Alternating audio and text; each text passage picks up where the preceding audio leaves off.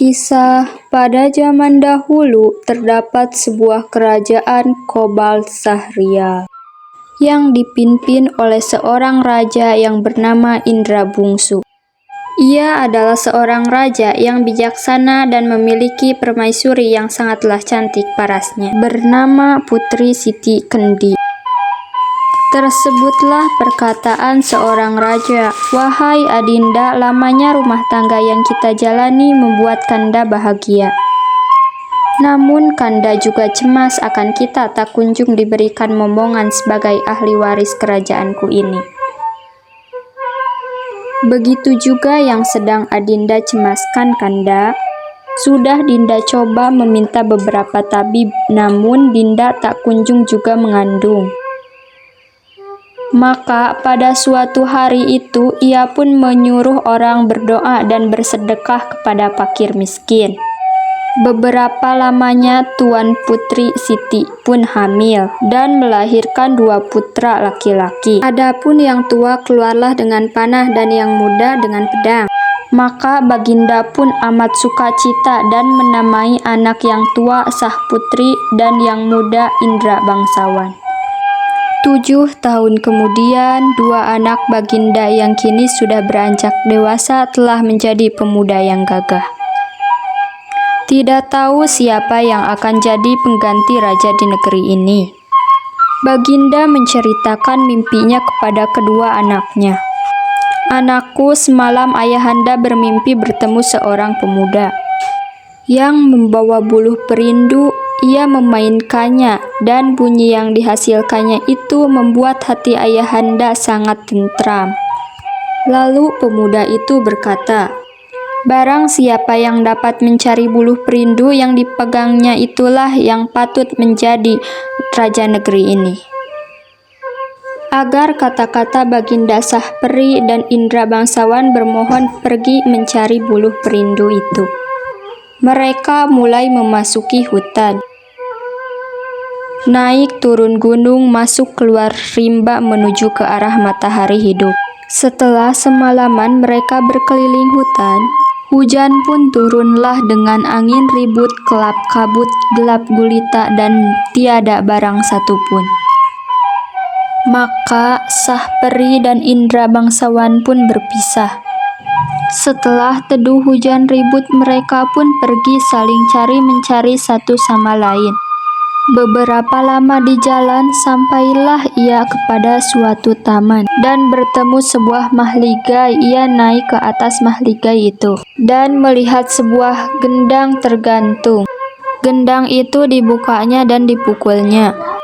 Tiba-tiba ia mendengar seorang yang melarangnya memukul gendang itu.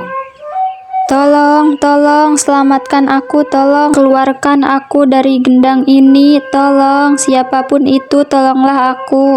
Sah Peri yang terkejut mendengar suara itu, ia langsung mengambil pisau dan diterehnya gendang itu. Maka Putri Ratnasari keluarlah dari gendang itu.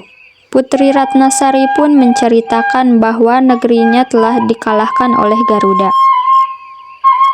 Itulah sebabnya ia ditaruh orang tuanya di dalam gendang itu dengan suatu cembul. Di dalam cembul yang lainnya ialah perkakas dan dayang-dayangnya.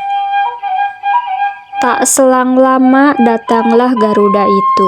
Ia menghembuskan panah beberapa kali dan akhirnya Garuda itu pun mati. Setelah kejadian itu, Sah Peri jatuh cinta kepada Dewi Ratnasari.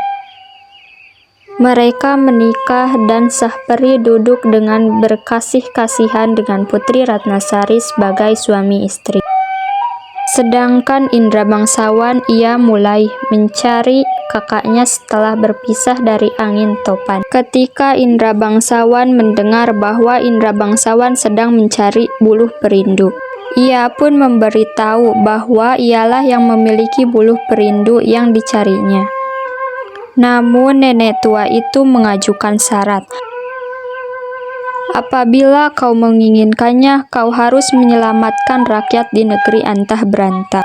Indra Bangsawan bertemu dengan nenek tua itu di lorong antah. Nenek itu bercerita tentang negeri antah berantah yang dipimpin oleh Raja Kabir, dan ia harus menunggu Raja Kabir membuat seimbara. Maka ia akan menjadi suami putrinya Dewi Kumalasari. Setelah menyetujui syarat dari nenek tua itu, ia segera pergi ke negeri antah berantah dengan menunggang seekor kuda yang diberikan oleh nenek tua itu. Setelah Indra bangsawan sampai di tempat tujuannya, ia mengatakan kepada pengawal bahwa ia yang akan membantu melawan sang raksasa. Setelah berulang kali Indra bangsawan menyerang sang raksasa, akhirnya ia berhasil membunuh sang raksasa itu. Setelah seimbara, Raja Kabir pun menikahkan putrinya dengan Indra bangsawan, yang dilaksanakan selama 7 hari 7 malam. Indra bangsawan berencana mengambil buluh perindu dan kembali ke negeri Kobal Sahria dengan mengajak istrinya. Setelah meminta izin dari Raja Kabir, ia mendatangi lorong antah berantah sebelum ke tempat Sahrial. Setibanya di lorong antah berantah, nenek itu menyerahkan buluh perindu yang diinginkan oleh Indra bangsawan. Setelah mengambil buluh perindu, mereka melanjutkan perjalanan ke negeri Kobal Sahrial. Pada saat itu pula, Indra bangsawan menyerahkan buluh perindu kepada raja. Maka raja mengumumkan bahwa Indra bangsawanlah yang menjadi penerusnya. Mengetahui adiknya mendapatkan buluh perindu, Pangeran Sahperi merasa bangga dan kedua saudara itu hidup damai berdampingan. Amanatnya ialah cerita ini mengandung pelajaran berharga tentang bagaimana nilai-nilai luhur seperti kejujuran, kebaikan, dan keberanian dapat membawa kesuksesan dan kebahagiaan dalam hidup.